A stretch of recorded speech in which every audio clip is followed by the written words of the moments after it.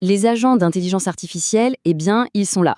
C'est une toute nouvelle génération de technologies qui ne se contente plus de répondre à nos questions, mais qui agit, de manière totalement autonome. C'est une révolution, c'est certain, mais ça soulève une question absolument fondamentale. Si une IA prend une mauvaise décision, qui est responsable? C'est sur cette question cruciale qu'on va se pencher aujourd'hui. Cette phrase, elle résume parfaitement la situation.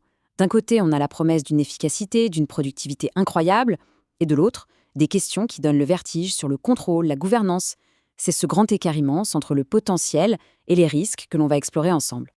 Alors, pour bien commencer, il faut d'abord comprendre pourquoi cette technologie change complètement la donne. On n'est plus dans la même catégorie. Et attention, on ne parle pas de science-fiction, hein. Plus de 80% des entreprises utilisent déjà ces agents. Le changement, il n'est pas pour demain, il est là, maintenant. Et il s'accélère à une vitesse folle. Alors, concrètement, une IA agentique, qu'est-ce que c'est? Eh bien, il faut oublier l'IA qui attend sagement qu'on lui donne une instruction. Là, on parle d'un système qui est conçu pour agir. Il prend des initiatives, il apprend de ses expériences et il cherche à atteindre un but tout seul. Ici, la différence est très claire. D'un côté, l'IA générative, comme un chatbot, c'est un peu un assistant ultra performant. On lui pose une question, il donne une réponse. De l'autre côté, l'IA agentique, c'est carrément un chef de projet. On lui donne un objectif final et c'est à elle de trouver les étapes, de planifier les tâches et de les exécuter pour y arriver. La nuance est énorme.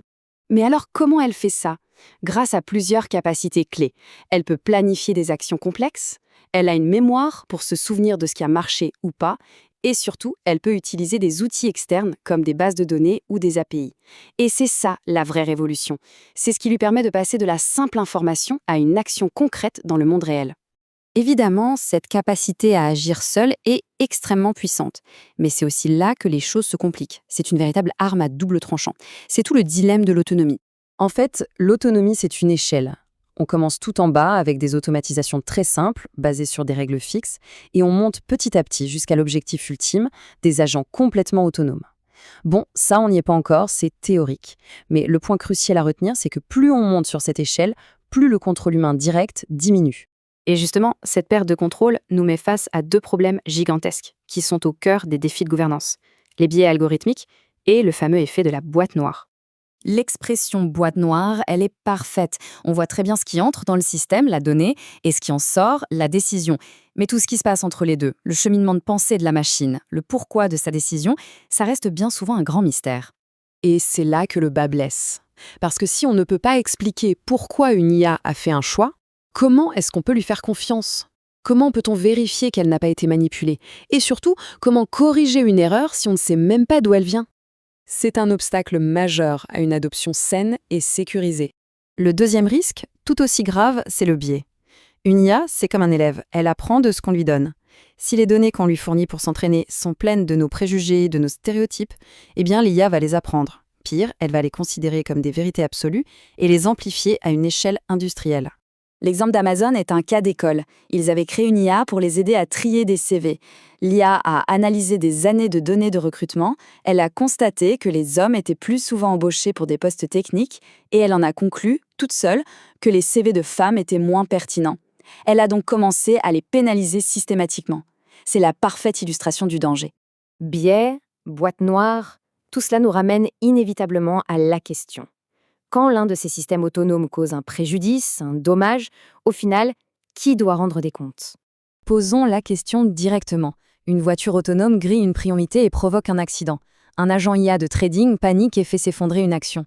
Qui est responsable? Qui paye les pots cassés? D'un point de vue légal, mais aussi éthique. Et la réponse, c'est un véritable casse-tête juridique.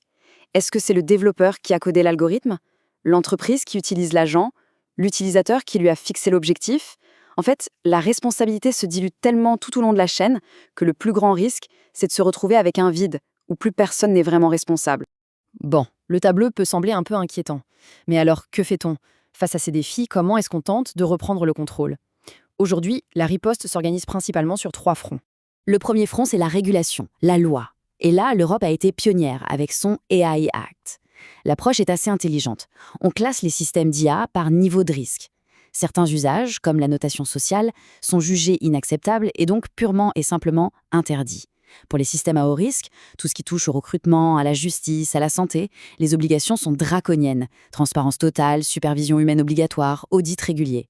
Le deuxième front, ce sont les solutions techniques et organisationnelles. On parle par exemple de s'assurer qu'un humain garde toujours le dernier mot pour les décisions critiques. C'est le human in the loop.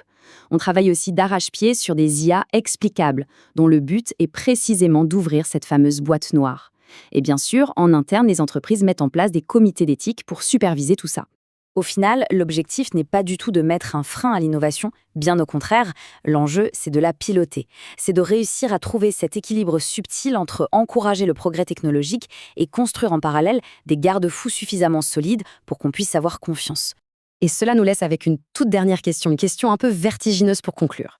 On est dans une course où la technologie avance à une vitesse absolument hallucinante. La question est donc de savoir si nos garde-fous, nos lois, notre éthique, nos cadres de contrôle parviendront un jour à suivre le rythme. Ou si, par définition, on sera toujours condamné à avoir un temps de retard.